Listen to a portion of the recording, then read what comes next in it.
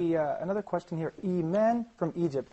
Okay, she wears the abaya and wears the hijab, but does not cover her face, obviously. And someone told her that it is obligatory for her to wear the niqab to cover her face. The issue of covering the face is a matter that's been disputed between the scholars. We cover this issue repeatedly, and I normally prefer that whenever we discuss this issue, I present the two views. If I come to you and I say it is obligatory to cover the face to a woman, that means if you don't cover the face, you're a sinner. And I just disregarded the other view completely. But if somebody who's studying and believed in the other view and adopted that, then he is, or she is, if her husband is assisting her to make the decision, they are adopting a valid view, which has been adopted by numerous scholars. So I would not say it is obligatory. I would say it is, in this view, mandatory or obligatory. There is another view which says covering the entire body except for the face. What do I myself believe? I believe you should adopt this view. But the other view is valid as well, and I would not consider a woman who's not covering her face a sinner, because she's adopting a valid view of the scholars as well. And until the Day of Judgment, these two views will be available.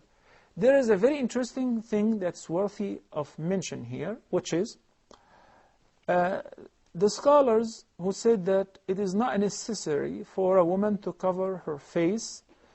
It is merely recommended or mustahab. They adopted this view. They said, but behold, in case of fearing the fitna and the temptation, if the sister is pretty, has a beautiful face, or if we're living in such a horrible time where people just, look at women in their faces and so on, in this condition, she should cover her face.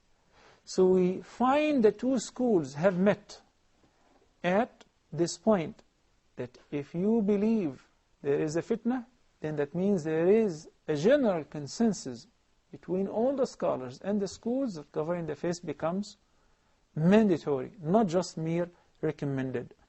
And to solve this problem for every woman who's trying to make that decision, you're definitely, by doing so, copying the best role models, the wives of the Prophet ﷺ, and his daughters, and the wives of the companions. The dispute of some people who misinterpret the verse and say, but guess what? Allah commanded that only on the wives of the Prophet and his daughters. I say this is an invalid dispute, simply because Allah said, يَا أَيُّهَا النَّبِيُّ قُلْ لِأَزْوَاجِكَ وَبَنَاتِكَ, and what is the third? وَنِسَاءِ الْمُؤْمِنِينَ يُدَنِينَ عَلَيْهِنَّ مِنْ جَلَابِيبِهِنَّ ذَلِكَ أَدْنَى أَنْ يُعْرَفْنَ فَلَا يُؤْذَيْنَ.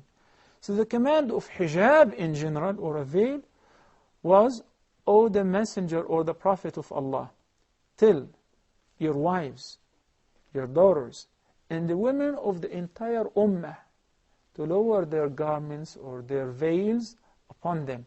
So no one of the women is exempt, except الْقَوَاعِدُ مِنَ النِّسَاءِ. Those who are very old women, they find difficulty wearing the veil or covering their face.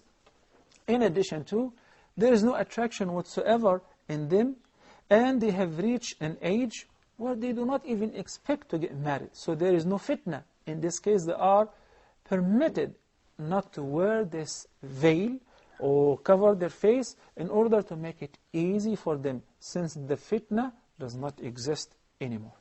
Thank you, Sheikh.